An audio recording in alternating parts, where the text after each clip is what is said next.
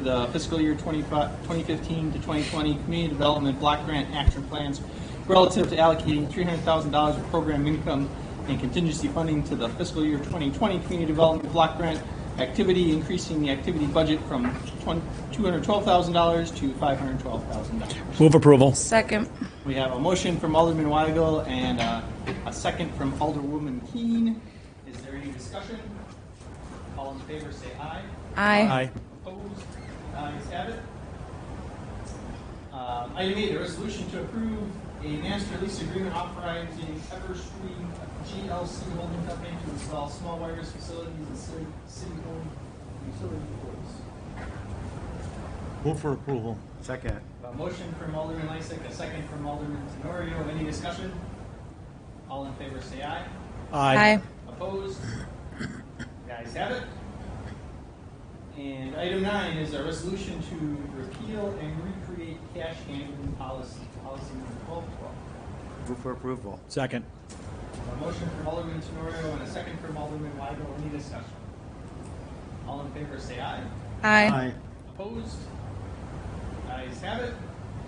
And item 10 is a resolution to amend the fee schedule by adding refuse cart pricing to Public Works section. Motion to approve. Second.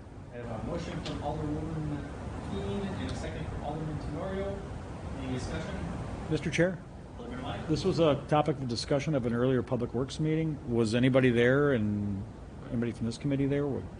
Yeah, I think that the prices of our Carts have containers, gone our up. carts have gone up, and this is just to reflect the prices of the carts, showing that we don't make any profit on those carts sales. We are selling them at cost, but just the cost is going up. And the last cost was 2014 when it was evaluated, so. Yeah, it was a while ago.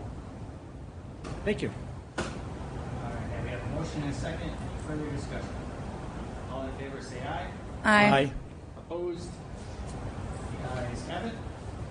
And item 11 is a resolution to authorize a transfer of $22,000 from the Information Technology Salary and Wages account to the Information Technology Professional Service account to re-architect our geographical information systems, GIS with infrastructure with GIS. Move for approval. Second. A motion from Alderman Lysick and a second from Alderman Tenorio, and of course we all received the email from Tony explaining all of that to us and where it's all coming from. Any further discussion? All in favor say aye. Aye. Opposed? The ayes have it. Is there anything else that properly come before the committee? A motion to adjourn? Motion to adjourn. Second. All in favor say aye. Aye. Opposed? All right, we're adjourned. Thank you. Safety and Development Committee will come to order. All members are present. First item on the agenda is item 25. It's an ordinance to convert site plan improvement sureties from mandatory to optional. I'll move approval. Second.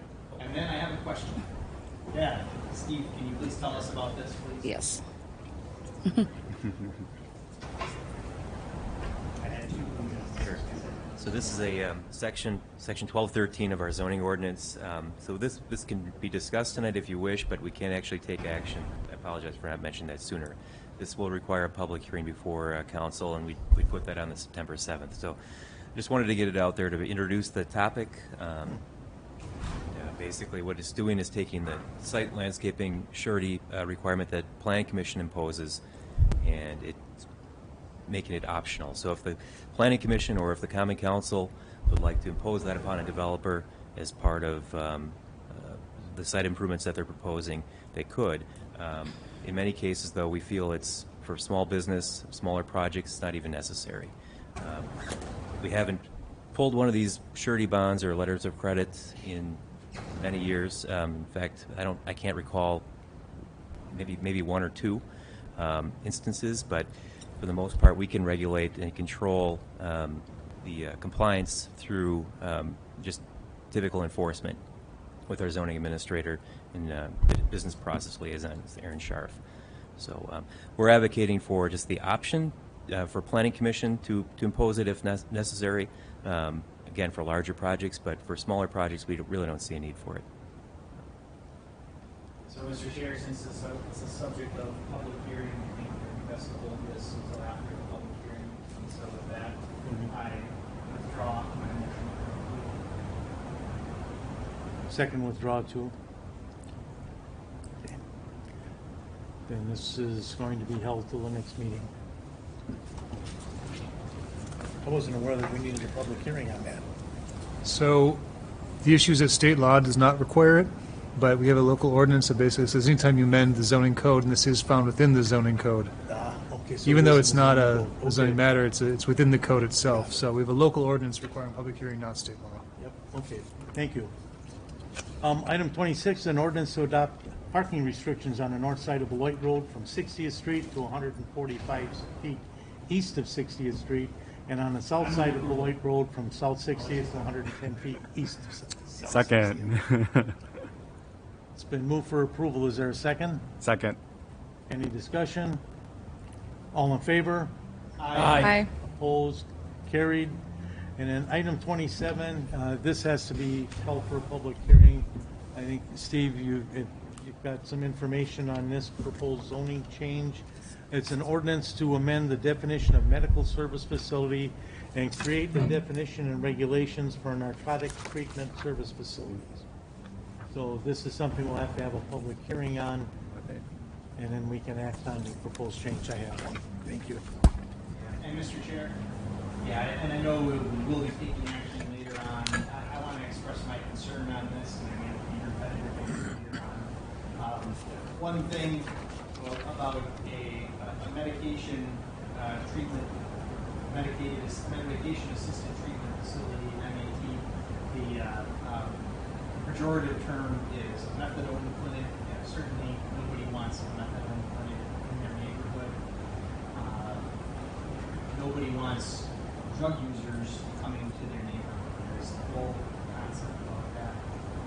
The fact of the matter, though, is the medication-assisted treatment facilities that are in our city, they save lives.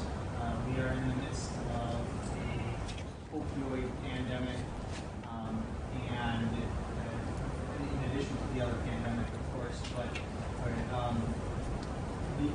the people that are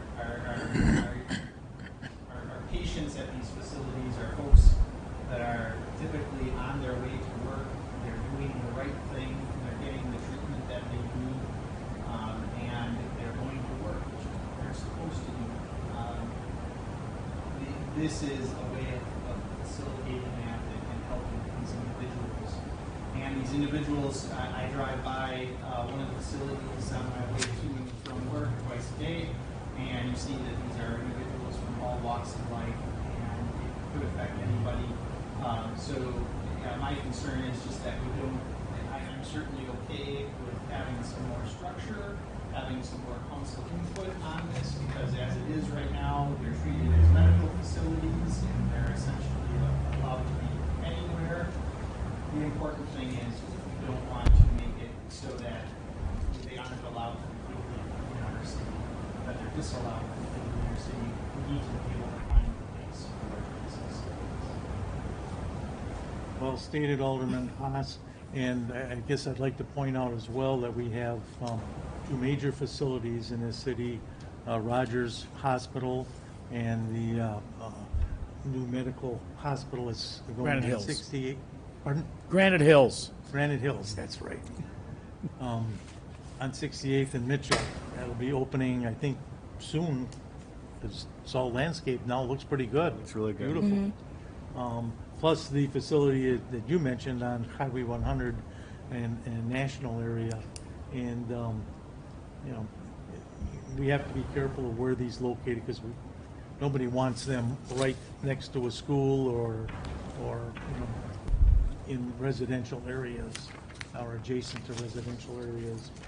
So this is something that, that's why Mr. Scheer passed out this so you can all peruse it, study it, and be prepared after the hearing to act on it next meeting. Is there anything else to come before the committee? Move adjourned. Second. All in favor? Aye. Opposed? Carried.